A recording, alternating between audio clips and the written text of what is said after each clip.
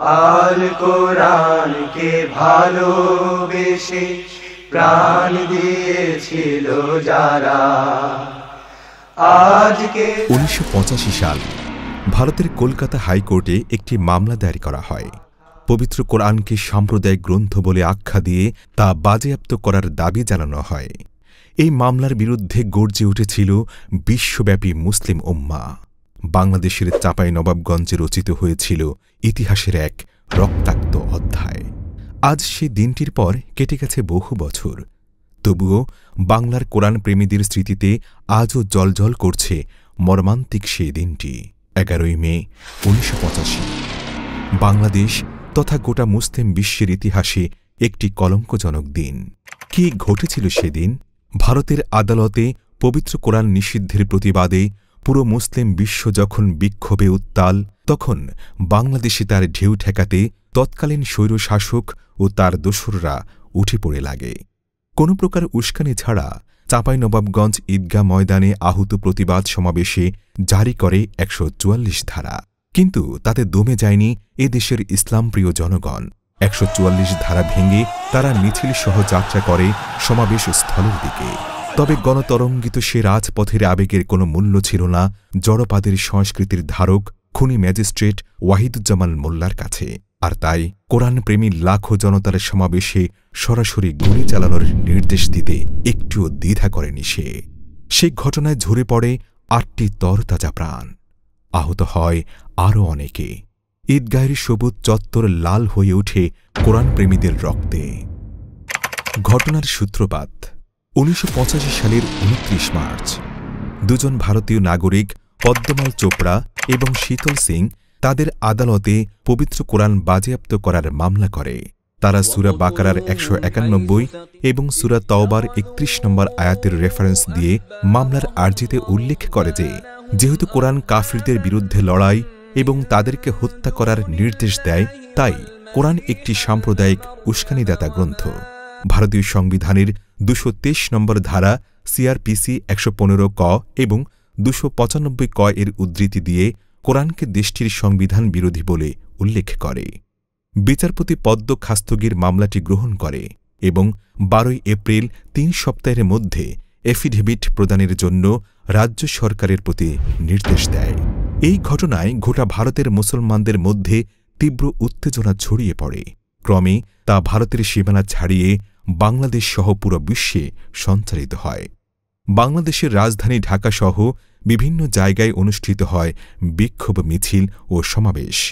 শতকরা 90% মুসলমানের দেশ হওয়া সত্ত্বেও কোরআনের মর্যাদা রক্ষার সেসব মিছিল সমাবেশে পুলিশ নির্বিচারে টিয়ার গ্যাস নিক্ষেপ ও লাঠিচার্জ করে, আটক করে অগণিত কোরআনপ্রেমী মানুষকে। ঘটনাপঞ্জি চাঁপাইনবাবগঞ্জ। এটি নিছক একটি মামলা ছিল না, বরং পবিত্র গ্রন্থ আল কোরআনকে কলঙ্কিত করার গভীর ষড়যন্ত্র ছিল। বাংলাদেশের মানুষ তা মেনে নেয়নি। 10 মে ঢাকার বায়তুল মোকাররমে অনুষ্ঠিত সমাবেশে পুলিশি হামলার পরদিন 11ই মে চাঁপাইনবাবগঞ্জ ঈদগাহ ময়দানে প্রতিবাদ সমাবেশের ডাক দেন সেখানকার আলিয়া মাদ্রাসার অধ্যক্ষ জনাব হুসাইন আহমদ। পূর্ব অনুমতি নিয়ে শান্তিপূর্ণ সমাবেশের যাবতীয় প্রস্তুতি সম্পন্ন করার পর হঠাৎ নির্ধারিত দিনে সেখানে 144 ধারা জারি করে তৎকালীন স্বৈরাচার এরশাদ সরকারের পুলিশ সুপার আওলাদ হোসেন ও খনি ম্যাজিস্ট্রেট ওয়াহিদুজ্জামান মোল্লার নেতৃত্বাধীন প্রশাসন।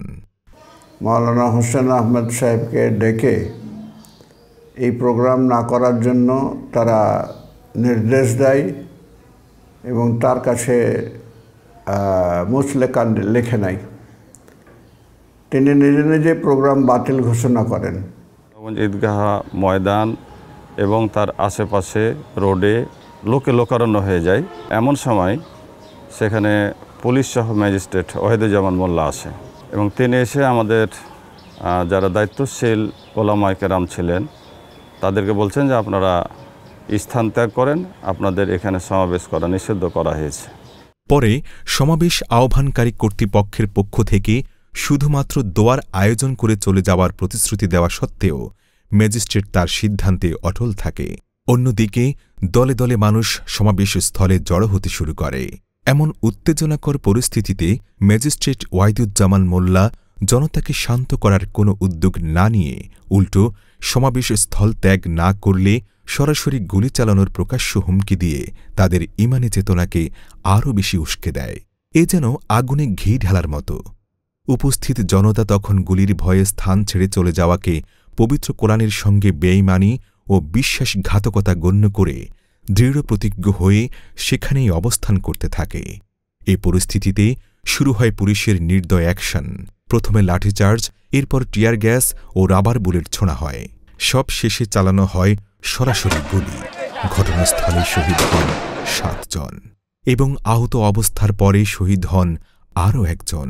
তাদের মধ্যে ৫ জনে ছিলেন কিশোর ছাত্র, সম্ভাবনাময় যাদের জীবনের কলি প্রস্ফুটিত হওয়ার আগেই ঝরে পড়ে। স্বৈরাচারের বিশ্বস্ত বরকন্দাজ ম্যাজিস্ট্রেট ওয়াহিদুজ্জামান মোল্লার নিষ্ঠুরতার শিকার হয়ে সেদিন যে ভাইয়েরা শাহাদাতের অমীয় সুধা পান করেন, তাদের মধ্যে শহীদ আব্দুল মতিন ও শহীদ রাশিদুল হক ছিলেন ১০ম শ্রেণীর ছাত্র, শহীদ শীষ মোহাম্মদ ৯ম শ্রেণী, শহীদ সেলিম ৮ম শ্রেণী, শহীদ শাহাবুদ্দিন ৬ষ্ঠ শ্রেণী। এছাড়া শহীদ আলতাফুর রহমান ছিলেন কৃষক, শহীদ মোক্তার হোসেন ছিলেন রিকশা চালক, আর শহীদ নজরুল ইসলাম ছিলেন একজন রেল শ্রমিক। ঘটনার ফলাফল বাংলাদেশ, ভারতসহ পুরো মুসলিম বিশ্বের চাপের মুখে শেষ পর্যন্ত ভারতের কেন্দ্রীয় সরকার মামলাটি প্রত্যাহারের জন্য অ্যাটর্নি জেনারেলকে নির্দেশনা দেয়। ১৩ মে কলকাতা হাইকোর্টের বিচারপতি বিসি বসাকের আদালতে মামলাটি স্থানান্তরিত হলে তিনি তা খারিজ করে দেন। কিন্তু তার আগেই বাংলাদেশের প্রশাসনের হঠকারিতা ও নির্মমতায় ঝরে যায় ৮টি তাজা প্রাণ। এটাই কি বিজয়? নিশ্চয়ই প্রশ্ন উঠতে পারে, আদালতে আবেদন খারিজ হওয়াটাই কি প্রকৃত বিজয়?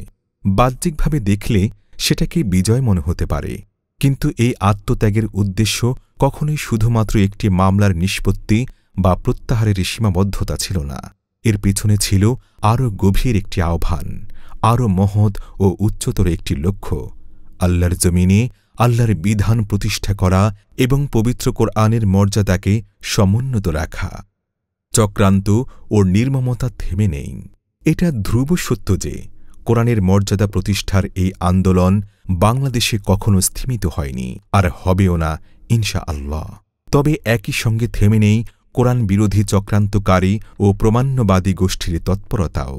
তাদের ষড়যন্ত্রেই গুম, খুন ও মিথ্যা মামলায় বিচারিক হত্যাকাণ্ডের শিকার হয়েছেন কোরআনের পাখি আল্লামা সাঈদীসহ কোরআনের আন্দোলনের অনেক সিফাহসালার। আহত পঙ্গুত্ব বরণ করেছেন অসংখ্য নেতাকর্মী, অনেকে মিথ্যা মামলায় জর্জরিত হয়ে বছরের পর বছর কাটিয়েছেন ফেরারি জীবন। কেমন আছে সেই ঘাতক ম্যাজিস্ট্রেট? অত্যন্ত স্বাভাবিকভাবেই মনে প্রশ্ন জাগে, কলঙ্কজনক সেই ঘটনার কোনো দায় কি কখনো স্বীকার করেছে খুনি ম্যাজিস্ট্রেট ওয়াহিদুজ্জামান মোল্লা? কোনো বিচারের মুখোমুখি কি তাকে করা হয়েছিল? উত্তর না, কিছুই হয়নি তার। বরং উল্টোভাবে সে পেয়েছে সরকারের আশীর্বাদ ও আনুকূল্য। পদোন্নতি পেয়ে প্রশাসনের সর্বোচ্চ পর্যায়ে সচিব পদে আসীন হয়েছে, দায়িত্ব পেয়েছে প্রধানমন্ত্রীর কার্যালয়ের সচিব হিসাবে। এমনকি প্রতিমন্ত্রীর মর্যাদায় বেসরকারীকরণ কমিশনের চেয়ারম্যান হিসেবে পুরস্কৃত হয়েছে ভুয়া মুক্তিযোদ্ধা সনদধারী এই খুনি ম্যাজিস্ট্রেট। আরও বেদনাদায়ক হল ১১ মে দিনটিকে জাতীয়ভাবে স্বীকৃতি দিয়ে শহীদের স্মরণ করার যে দাবি, তা বছরের পর বছর ধরে উপেক্ষিতই থেকে গেছে। পবিত্র কোরআন মহান রবের পক্ষ থেকে অবতীর্ণ এক চিরন্তন বার্তা, যার রক্ষণাবেক্ষণের দায়িত্ব স্বয়ং আল্লাহ নিয়েছেন। আল্লাহ তাআলা বলেন, নিশ্চয়ই আমি কোরআন অবতীর্ণ করেছি এবং আমি এর সংরক্ষণ করব। সূরা হিজর আয়াত ৯।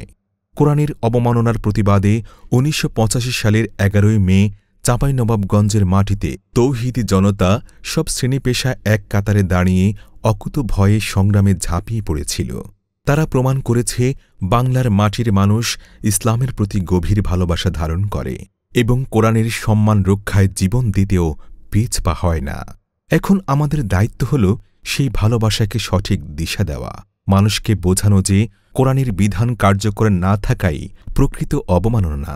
আর সেই উপলব্ধি থেকেই গড়ে উঠবে দিন প্রতিষ্ঠার দাবিতে সীসা ঢালা এক ঐক্যবদ্ধ জাতি ইনশাআল্লাহ। পৃথিবীর যে প্রান্তে কোরআনের অবমাননার চেষ্টা হবে, সেখানেই মানুষ গর্জে উঠবে। এটাই আল্লাহর কোরআন সংরক্ষণের প্রতিশ্রুত প্রক্রিয়ার অংশ। যেমনটি হয়েছিল চাঁপাইনবাবগঞ্জের শহীদ শীষ মোহাম্মদ ও সেলিম শাহাবুদ্দিনের হাত ধরে।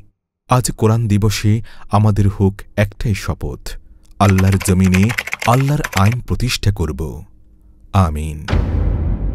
আল কোরআনকে ভালোবেসে প্রাণ দিয়েছিল যারা, আজকে